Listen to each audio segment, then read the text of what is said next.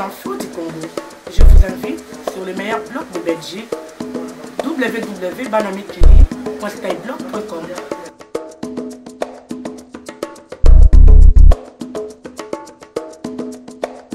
D'abord, Linda, une surprise, une assez bonne surprise. Je n'étais pas retourné à Kinshasa depuis un certain temps.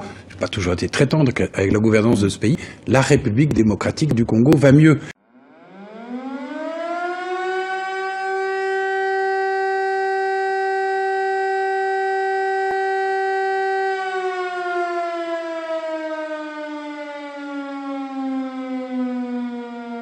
La République démocratique du Congo va mieux.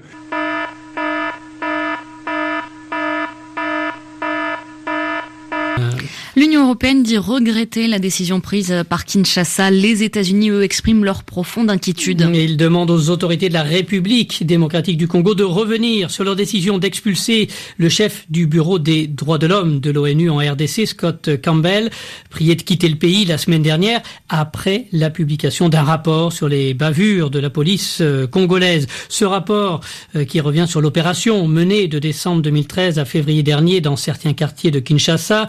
Au moins 9 personnes auraient été tuées par balle et 32 sont toujours portées disparues. Scott Campbell, persona non grata, il a quitté le pays vendredi et depuis les réactions se multiplient. Florence Maurice. Le Bureau des Nations Unies n'a fait qu'agir conformément à son mandat, souligne la délégation de l'Union européenne en RDC dans un communiqué. L'UE qui dit s'attendre à ce que les agents de la police nationale qui se seraient rendus coupables d'exactions répondent de leurs actes devant la justice. L'UE pour qui l'expulsion de Scott Campbell est contraire aux engagements internationaux pris par Kinshasa. Un avis partagé par le ministère belge des Affaires étrangères. Joren van der Weyer en est le porte-parole adjoint. Nous sommes évidemment très inquiets d'apprendre l'expulsion de M. Scott Campbell et on appelle les autorités congolaises à réexaminer leurs décisions en vue des engagements internationaux en matière de droits de l'homme. On appelle les autorités congolaises également à entamer d'urgence un dialogue constructif avec le Bureau conjoint des Nations Unies pour le droit de l'homme sur les recommandations exprimées dans leur rapport. Pour le moment, cela ne semble pas être la voie choisie par Kinshasa. Selon le haut-commissaire de l'ONU pour les droits de l'homme, 2 autres membres de son équipe ont également subi, je cite, des menaces sérieuses au cours des derniers jours. Une situation qualifiée d'inacceptable par le haut-commissaire dans un communiqué. On retrouve François Soudan, directeur de la rédaction de Jeune Afrique. François, vous rentrez donc de Kinshasa en RDC où le débat continue de faire rage autour de la modification de la Constitution. Vous avez rencontré sur place toutes les parties concernées. Alors, quelles sont vos conclusions, François? Alors, d'abord, Linda, une surprise, une assez bonne surprise. Je n'étais pas retourné à Kinshasa depuis un certain temps. Je n'ai pas toujours été très tendre avec la gouvernance de ce pays. La République démocratique du Congo va mieux.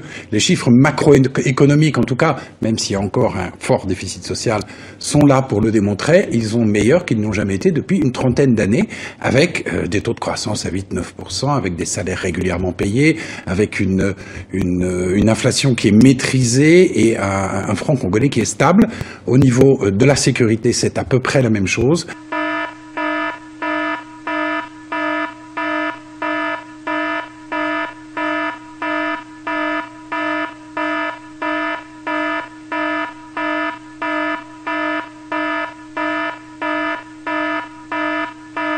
Les Nations Unies accusent la police congolaise d'avoir commis des exactions pendant l'opération Coup de poing lancée l'an dernier à Kinshasa. Cette opération Likofi avait pour but de lutter contre le banditisme. Pendant 4 mois, des centaines de policiers avaient été mobilisés et selon l'ONU, certains d'entre eux ont fait preuve de violence disproportionnée. 9 personnes au moins ont été exécutées sans jugement et plus de 30 sont toujours portés disparus aujourd'hui. Les choses vont mieux, il reste encore des rébellions au Katanga et dans l'Est, mais la capacité de nuisance et d'attraction des milices prédatrices diminue au fur et à mesure qu'augmente la capacité de réaction et d'opérationnalité, si je puis dire, des forces armées congolaises. Alors l'économie, la sécurité s'améliore. Côté politique, en revanche, la situation est plutôt bloquée. Alors c'est une situation un petit peu d'apnée politique, c'est un peu dommage, c'est un peu l'arbre qui cache la forêt, mais c'est vrai, et tout tourne, le débat autour de 2016, l'élection de 2016 et l'éventuelle modification de la Constitution qui pourrait permettre, à condition qu'il le souhaite, à Joseph Kabila de se présenter à l'élection. Donc vous avez 3 discours autour de cela. Le discours de la majorité présidentielle, ça n'est plus un sujet tabou, ils vous le disent, nous voulons voulons que Kabila reste, il est le garant de la sécurité, de l'intégrité et du développement.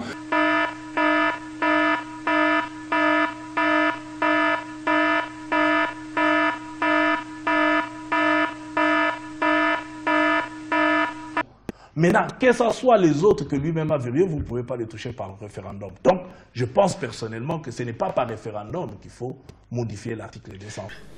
Les dispositions intangibles de la Constitution, je pense ici à l'article 220 et à tous ceux auxquels il renvoie, constituent le pivot, le socle, l'armature de toute architecture constitutionnelle. Comment peut-on les modifier sans détruire par ces faits même tout l'édifice constitutionnel construit dans la paix? On est dès lors plus dans la même constitution, mais dans une autre. Il ne faut pas tirer prétexte de la révision constitutionnelle pour aboutir à un changement de constitution. Cela n'est pas prévu par la constitution en vigueur. MSR, on indique clairement que toutes les prises de position sur la révision constitutionnelle restent personnelles et n'engagent pas la majorité présidentielle.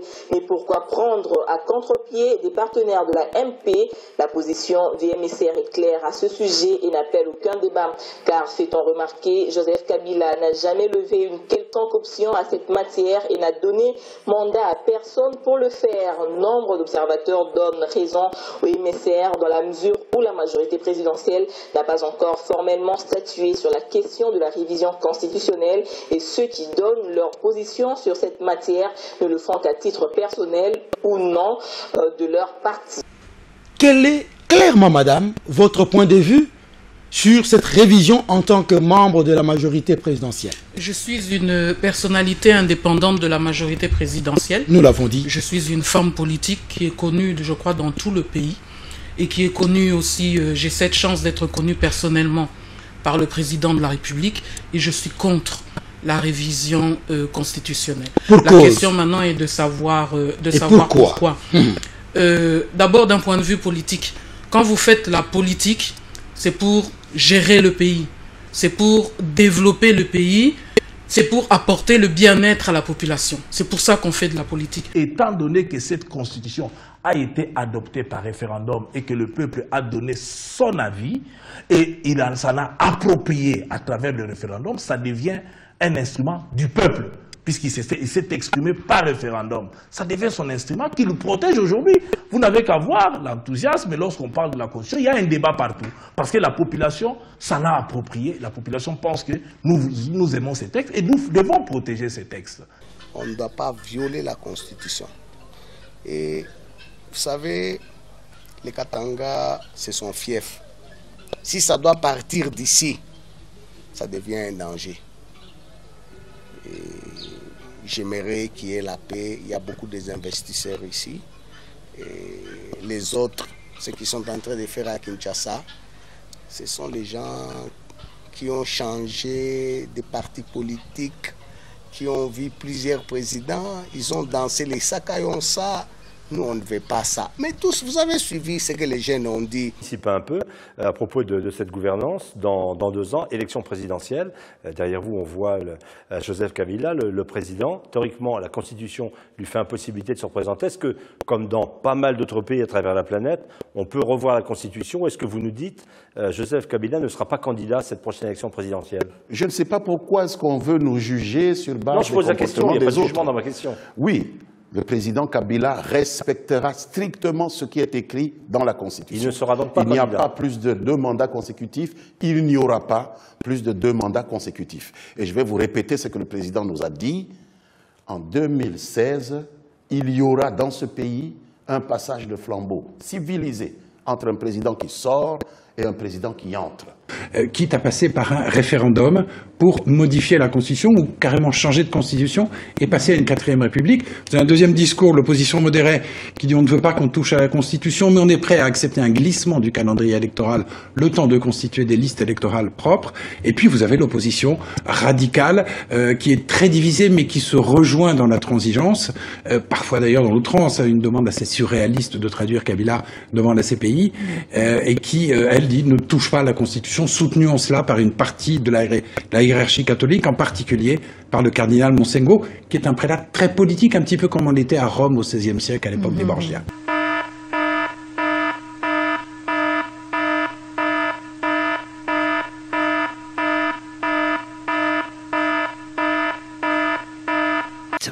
Toujours en RDC, la justice a rejeté la demande de mise en liberté provisoire du directeur de Congo News, Mike Mukebai. Le directeur du journal est en prison depuis le 21 août après la publication d'un article mettant en cause les liens entre le cardinal de Kinshasa, Monseigneur Monsengo, et le pouvoir.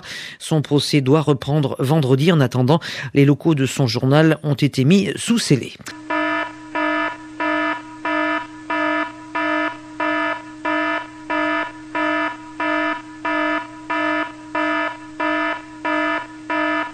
Monseigneur Fulgence Mouteba, bonjour. Bonjour Denise. Vous êtes de retour de Rome. Les évêques de la RDC disent non à la révision de la Constitution.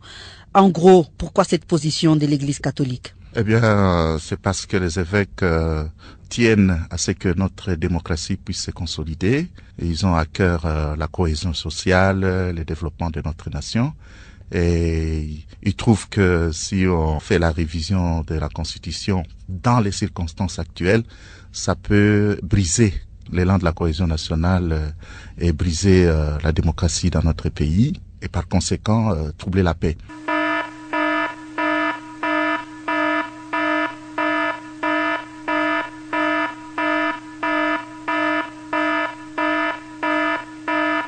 Alors François, au cœur du débat, que dit le président Kabila de tout ça? Le président Kabila, pour l'instant, ne dit rien, ne s'exprimera pas, à mon avis, avant le dernier moment, c'est-à-dire le milieu de l'année 2016. Vous savez, c'est un président jeune qui a 43 ans, mais qui a vite et beaucoup appris, et qui a notamment appris qu'en politique, il valait mieux souvent se taire. C'était l'art du silence qu'il pratique avec une patience tout asiatique, un petit peu comme un joueur de Go. Il ne cherche pas à battre l'adversaire, il cherche plutôt à l'empêcher de bouger. Si vous lui posez la question en ce moment, il vous dira, Kabila, ce qui m'intéresse, c'est le développement, les élections, on verra plus tard. La République démocratique du Congo va mieux. RFI. On reste en République démocratique du Congo, Laura, où Human Rights Watch accuse les autorités de négligence criminelle. Selon l'ONG, une centaine de personnes, en majorité des enfants, seraient mortes dans le camp de Kotakoli, faute de prise en charge convenable par l'État. Depuis un an, ce camp de la province de l'Équateur accueille des ex-rebelles démobilisés et leurs familles pour les réinsérer. Mais selon Human Rights Watch, leur prise en charge a été désastreuse. Sébastien Nemeth. Human Rights Watch décrit des conditions de vie très dures à Kotakoli, avec des ex-rebelles contraints de vendre leurs biens et de travailler pour les habitants afin d'acheter de la nourriture. S'ajoute du personnel sans moyens et une zone quasi inaccessible par la route. Membre de l'ONG, Ida Sawyer dénonce un véritable abandon des autorités. La République démocratique du Congo va mieux. Une mort suscite beaucoup d'interrogations en République démocratique du Congo, celle du chauffeur du colonel Ndala. Mamadou Ndala, c'est ce héros de la libération de la ville de Goma et de l'offensive contre le M23 qui a été tué le 2 janvier dernier par un tir de roquette. Le procès de ces assassins présumés s'est ouvert mercredi à Beni. Parmi les 20 accusés, son chauffeur qui était poursuivi pour non-assistance à personne en danger, mais qui était aussi un témoin clé dans cette affaire. Ce chauffeur est mort hier dans des circonstances non déterminées. Pour l'ONG Lucha, on l'aurait aidé à mourir rapidement parce qu'il aurait refusé de donner une version mensongère à la barre. La République démocratique du Congo va mieux. Opération ville morte à Beni, à Goma ou encore à Butembo hier. Les boutiques fermées, 2 des 3 universités de Beni également. Les habitants de ces grandes agglomérations du Nord Kivu, dans l'est de la RDC, se sont mobilisés, une façon d'exprimer sa colère face aux attaques répétées des dernières semaines, attaques perpétrées par les rebelles ougandais des ADF qui ont fait environ 80 morts. Et à propos de cette insécurité, le président de la formation d'opposition, le Parti libéral pour la démocratie, maître Jean-Paul Lumbu, a été arrêté hier après-midi à Goma. Il venait d'intervenir sur une radio locale et de demander la démission du ministre de la Défense congolais au regard justement de ce qui se passe dans l'est de la RDC, l'incapacité des forces régulières à assurer la sécurité des habitants. La République démocratique du Congo va mieux.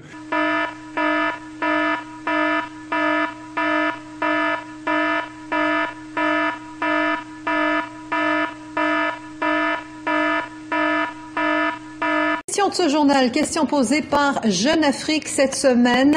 Et si Kabila partait? Il y a des doutes, paraît-il, à Kinshasa, François Soudan? Sur le papier, tout est simple, Linda. Tout est simple. Article 220 de la Constitution, doublement verrouillé, 2 mandats de 5 ans. Il ne peut pas se représenter en novembre 2016. Mais nous sommes au Congo. Et ce qui est simple, en réalité, est beaucoup plus complexe. Alors Lambert Mende, le porte-parole du gouvernement congolais, était récemment l'invité de l'émission internationale sur TV5 Monde. Et quand Philippe Dessin lui a posé la question, voici ce qu'il a répondu. Le président Kabila respectera strictement ce qui est écrit dans la Constitution. Il ne sera donc pas Il n'y a pas plus de 2 mandats consécutifs. Il n'y aura pas plus de 2 mandats consécutifs. Et je vais vous répéter ce que le président nous a dit. En 2016, il y aura dans ce pays un passage de flambeau civilisé entre un président qui sort et un président qui entre. La réponse est claire, François Soudan? Oui, apparemment c'est tout à fait clair. Et après tout, pourquoi pas peut-être que Joseph Kabila va effectivement rendre son tablier en novembre 2016 et devenir un gentleman farmer dans l'un de ses ranchs, sous les applaudissements de l'opposition, d'une partie de l'opinion, etc., la communauté internationale. C'est possible, mais comment ça se fait qu'on n'y croit pas vraiment? En réalité, Joseph Kabila, il est jeune, il a 43 ans, il a pris goût au pouvoir.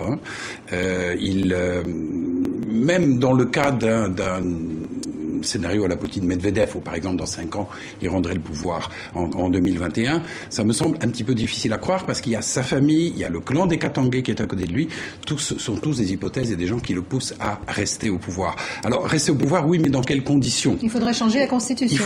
Alors il y a 2 possibilités, changer la Constitution, passer par un référendum, c'est un petit peu la solution de force, et c'est ce que demande un certain nombre de faucons de la majorité présidentielle actuellement à Kinshasa, ce qui provoque d'ailleurs pas mal d'émotions sur place. Mais là, c'est une situation d'affrontement avec l'opposition. C'est une situation peut-être de fin du processus démocratique et un risque de coupure avec la communauté internationale. D'où la deuxième hypothèse qui est, à mon avis, plus vraisemblable, c'est d'une prolongation du mandat de Joseph Kabila au-delà de novembre 2016. Il y a une raison objective à cela, c'est que tout le monde réclame un nouveau recensement, un nouveau fichier électoral, et la CENI peut très bien dire, écoutez, moi, il me faut plus de temps, plus d'argent, etc. Donc, on va dépasser le mandat. En réalité, moi, si vous voulez savoir ce que je pense sur cette affaire, je pense qu'il y a une tentation côté Kabila de rester, mais il n'y a pas encore de décision. Il attendra son début 2016. Vous savez, le Congo, c'est un pays où les changements de pouvoir se sont toujours faits dans la douleur, la violence, parfois l'assassinat. Kabila, c'est quelqu'un qui a conscience de la précarité de son destin, mais cette conscience peut le porter sur 2 chemins radicalement différents. Soit rester pour tenter de conjurer ce destin, soit partir pour justement essayer d'y échapper. Alors cette affaire est bien sûr suivie de près à l'étranger. François, qu'est-ce qu'en pensent les pays de la sous-région? Alors il y a des pays qui suivent ça avec beaucoup d'intérêt. C'est le cas par exemple du Congo-Brazzaville, où le président Denis Sassou Nguesso est à peu près dans la même configuration. Et c'est le cas évidemment du Burkina Faso, dont on a eu déjà à parler, où le président, Blaise Compaoré, dès 2015, devra affronter ce type de situation avec lui, une possibilité de référendum qui n'est pas sûr de gagner. Il peut y avoir concertation entre ces chefs d'État, des pressions qui s'exercent? Écoutez, il y a peut-être échange d'informations, oui, c'est possible. Merci François Soudan, directeur de la rédaction de Jeune Afrique. Je rappelle qu'à la une de l'édition africaine de JA cette semaine, on parle d'une autre présidentielle, celle qui aura lieu au Gabon en 2016. C'est déjà demain. 2 mots du procès d'Oscar Pistorius. Ça, c'est un mensonge uniquement pour nous discréditer.